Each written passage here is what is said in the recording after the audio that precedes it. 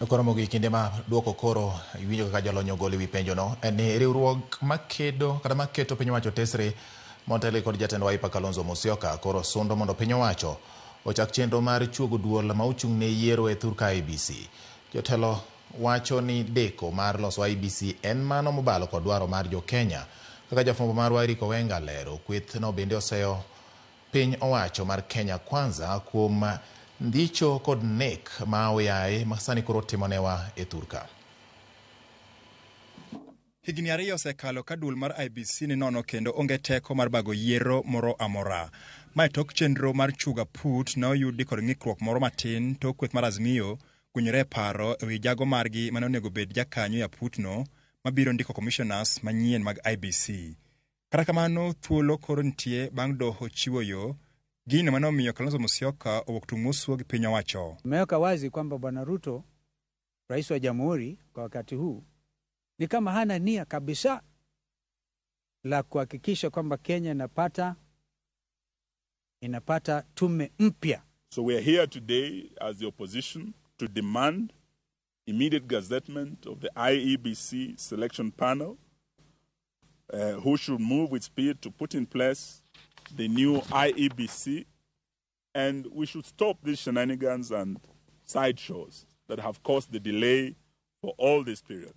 Kalonzo ywak ni koso chuogo IEBC osetamo Jokenya bura e ratiro margi mar bedo gi jotelo mochung'ne ute telo moko pacho ka. Kwa hivyo watu wa Magarini na watu wa Banisa na kuna wengine wengi ambao ma MCAs wengine wameaga dunia na watu wanataka wapate huduma kutoka kwa viongozi. Jotend Azimio go onyiso luoro ewi koso bedo kod IEBC. It is obvious they want to prolong this whole thing about establishing a new IEBC.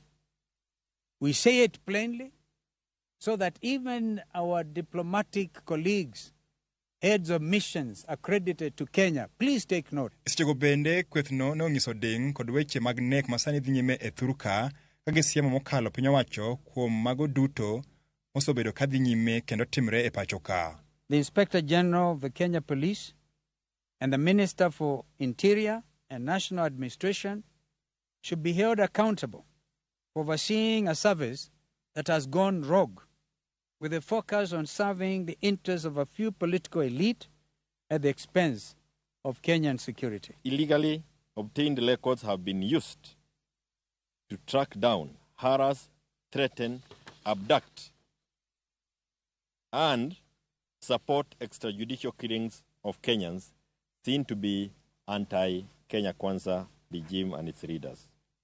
We condemn all telecommunication companies, including Safaricom, Airtel and Telecom Kenya, as well as any mobile network operators, for illegally providing location records and data to security agents.